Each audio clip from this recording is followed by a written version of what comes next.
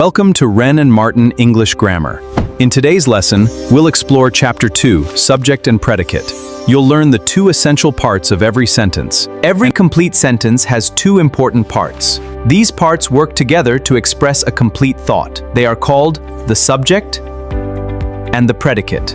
The subject tells us who or what the sentence is about. The predicate tells us something about the subject. Let's continue with the next sentences. Watch how the subject is highlighted in golden and the predicate is highlighted in blue. The cackling of geese saved Rome. The boy stood on the burning deck. Tubal-Cain was a man of might. Stone walls do not make a prison. The singing of the birds delights us. Miss Kitty was rude at the table one day. He has a good memory.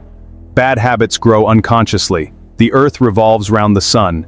Nature is the best physician. Edison invented the phonograph.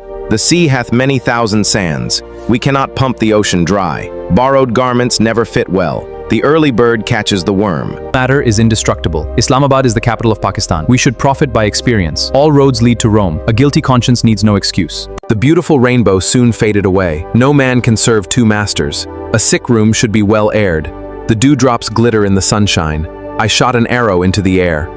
A barking sound the shepherd hears. On the top of the hill lives a hermit. Exercise in Grammar 1 completed.